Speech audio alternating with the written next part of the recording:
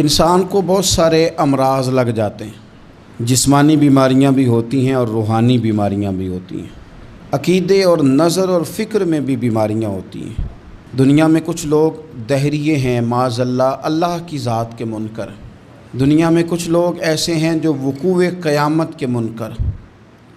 دنیا میں معاذ اللہ کچھ لوگ ایسے ہیں جو عذاب قبر کے انکاری۔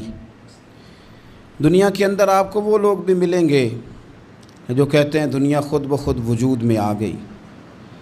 پھر آپ کو کچھ اور لوگ ملیں گے جن پر وسوسوں کا غلبہ، بری سوچوں کا غلبہ، شیطانی اور نفسانی خواہشات کا غلبہ، یہ سب بیماریاں ہیں۔ پھر کچھ امراض ایسے ہیں، حسد، بغض، عداوت، تکبر، عجب، خود پسندی، دوسروں کو حقیر سمجھنا، اپنے آپ کو بڑا جاننا، جھوٹ بولنا، جھوٹی انا کی، یہ سب بیماریاں ہیں، امراض ہیں۔ جسمانی مرض بھی بندے کو پریشان کرتا ہے، روحانی مرض بھی پریشان کرتا ہے۔ اگر آپ روحانی طور پر بیمار ہوں، آپ کے اندر حسد کی بیماری لگ جائے، تو حسد کا سادہ ترجمہ کریں، پنجابی ترجمہ کریں، اپنی زبان میں ترجمہ کریں تو حسد کا معنی جلنا ہے۔ تو جس بندے کا اندر جل رہا ہو وہ سکون میں ہوتا ہے۔ اندر آگ لگی ہو حسد کی تو وہ بندہ قرار پائے گا۔ بہت بڑی بیماری ہے۔ لوگ کہتے ہیں پتہ نہیں مجھے کیا ہے، پتہ ہے آپ کو پر آپ توجہ نہیں کر رہے۔ تکبر ایک بیماری ہے۔ تکبر والا بندہ دل کی جگہ روڑا رکھ لیتا ہے، پتھر، تو اندر بندے کا سخت ہو جائے۔ وہ ہمارے ہاں لوگ کہتے ہیں کہ میری نا ٹانگوں میں بڑی درد ہے، تو پنجابی کہتے ہیں کھلیاں پہ گئی ہیں۔ وہ کیا ہے جی؟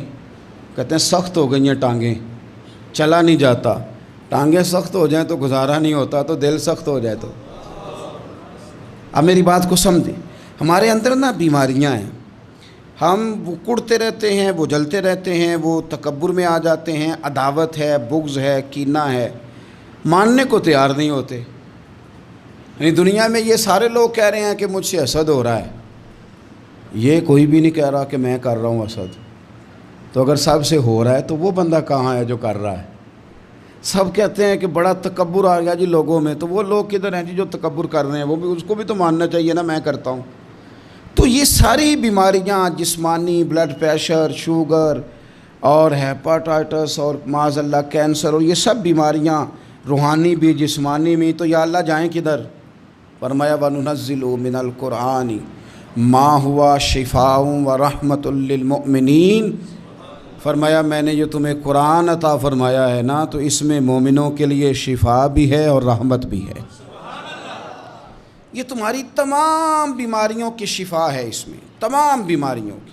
ہم مریض ہیں، ہماری کل شفا قرآن پاک کے ساتھ وابستہ ہے۔ اور اگر صحیح طبیب تک بندہ نہ جائے تو پھر وہ ساری زندگی بیچارہ الجھا رہتا ہے، اسے کامیاب علاج میسر نہیں آتا۔ اس میں جسمانی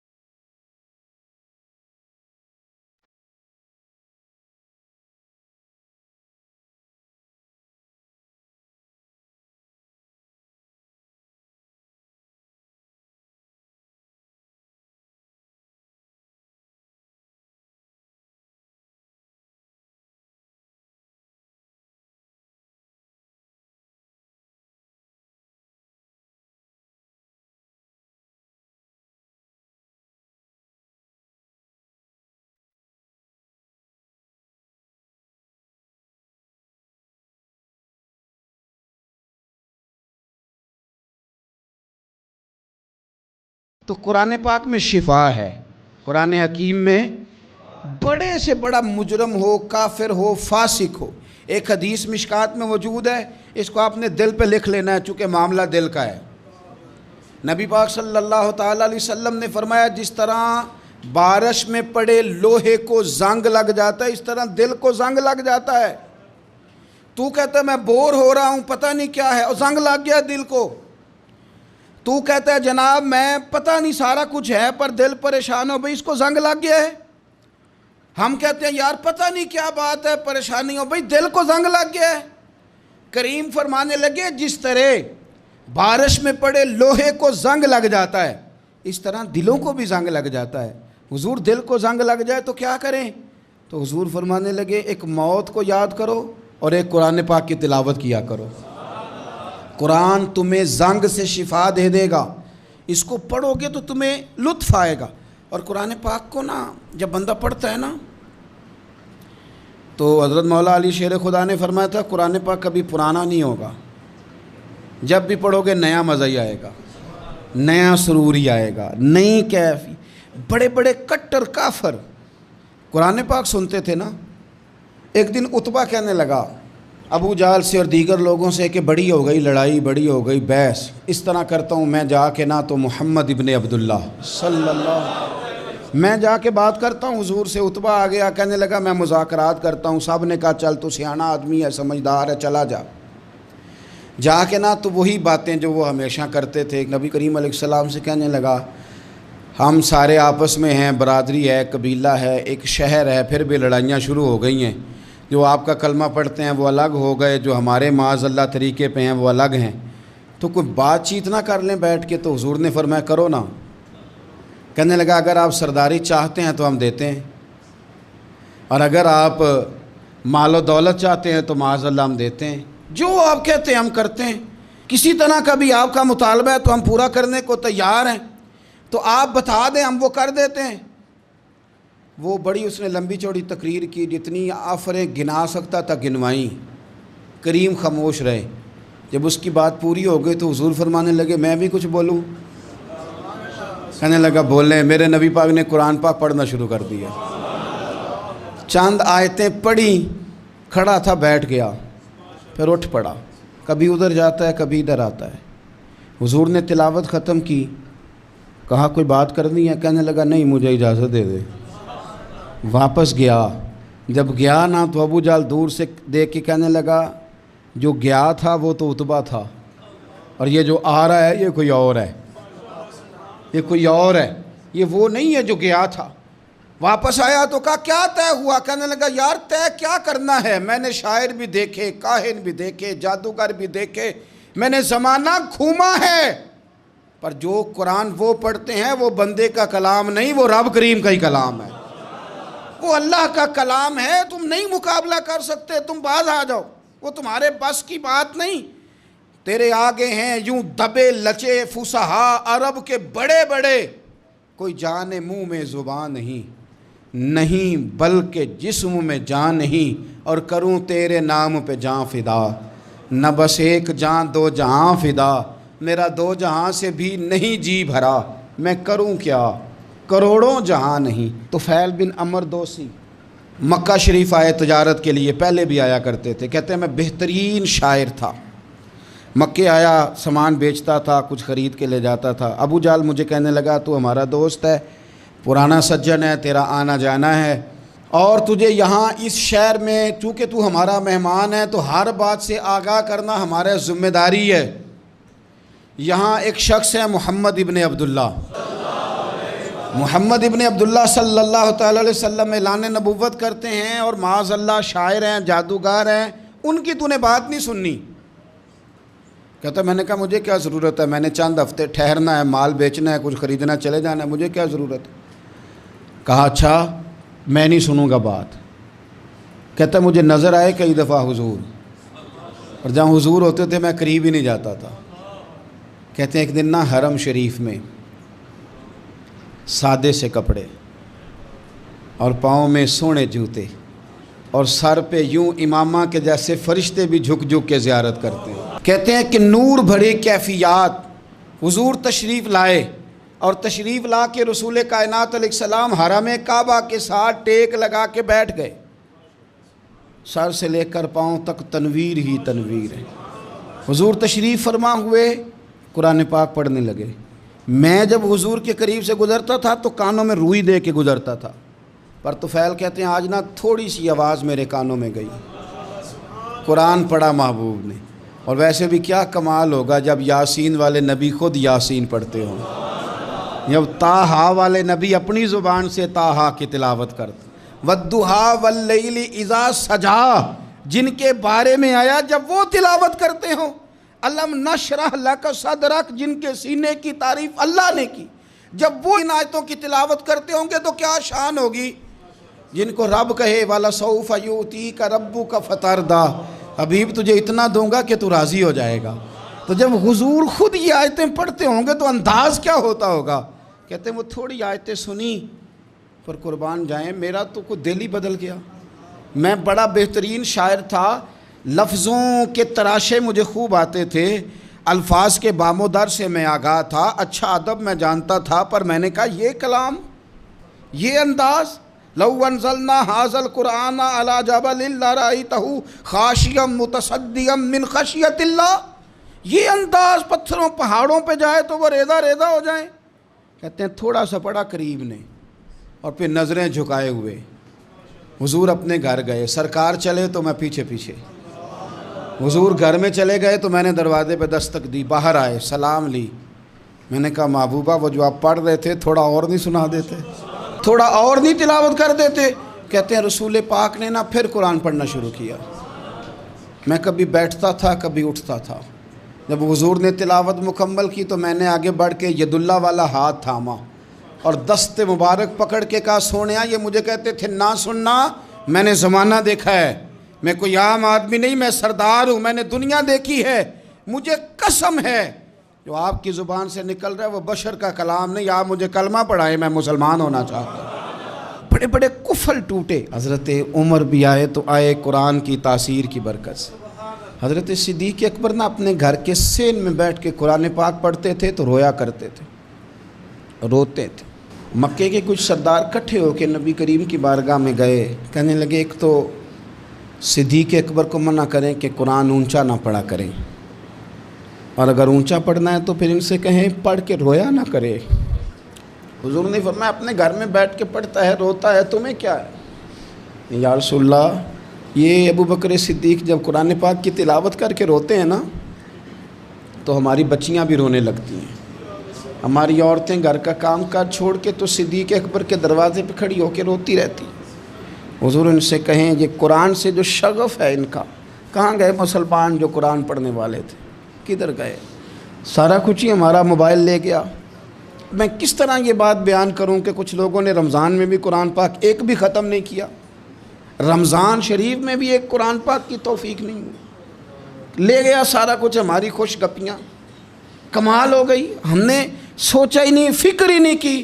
سنگیو واپس آؤ, قرآن پاک سے پیار کرو, قرآن پاک سے محبت کرو, قرآن کی تعلیم حاصل کرو.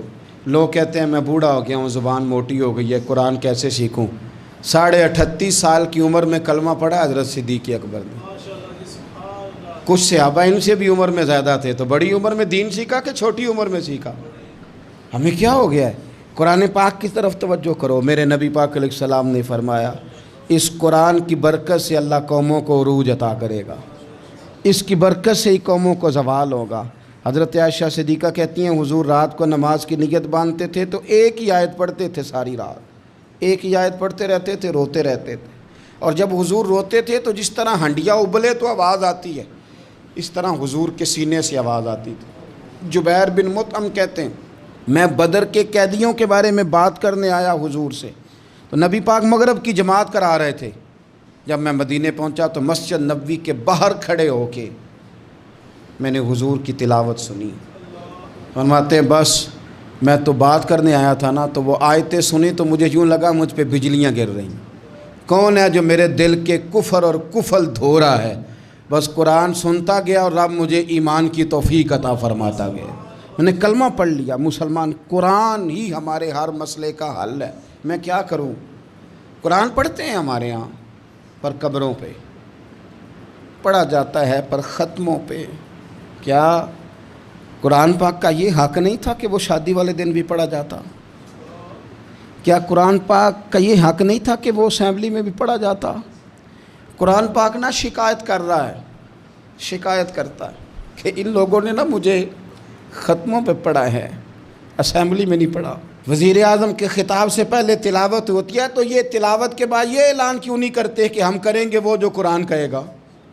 صدر کے خطاب سے پہلے تلاوت کراتے ہو تو یہ کیوں نہیں کہتے کہ اب ہوگا وہ جو قرآن کہہ رہا ہے؟ اسمبلی کا اجلاس تلاوت قرآن پاک سے شروع کرتے ہو تو یہ بھی تو کہو نا قرآن کے مطابق فیصلے ہوں گے۔ عدالتوں میں قسمیں اٹھانے کے لیے قرآن رہ گیا ہے، اس پہ ہاتھ رکھ کے کہو جو کہوں گا سچ کہوں گا۔ آج کے بعد وکیل بھی ہاتھ رکھے نا قرآن پاک پہ، جج بھی ہاتھ رکھے قرآن پاک پہ، گواہ بھی رکھے، ملزم بھی رکھے، اور مدعی بھی بتائے کہ اس نے پرچہ صحیح درج کرایا ہے، اس نے صحیح درج کرایا ہے، نام صحیح لکھوائے ہیں، اور یہ سارے بتائیں جج سے لے کر ملزم تک کہ ہم فیصلہ وہ کریں گے جو قرآن پاک نے ہمیں کہا ہے۔ صرف قسموں کے لیے رہیں گے۔ دو صورتیں پڑھنی نہیں آتی اور تم بیچ میں قرآن پاک کو لا کے قسمیں اٹھاتے ہو۔ وہ تاجر جو دکان شروع کرنے سے پہلے تلاوت کراتا ہے کس لیے کراتا ہے؟ کہ میں تجارت قرآن پاک کے مطابق کراؤں گا، اس لیے کراتا ہے۔ وہ تو کہتا ہے ذرا دکان صحیح چلے، ذرا برکت آ جائے۔ برکت نری تلاوت کرانے سے نہیں آئے گی، قرآن کے مطابق تجارت کر پھر زیادہ برکت آئے گی۔ قرآن کے مطابق قرآن کے علم کو عام کیا جائے، قرآن کے نور کو عام کیا جائے، قرآن پاک کے ادارے مضبوط کیے جائیں۔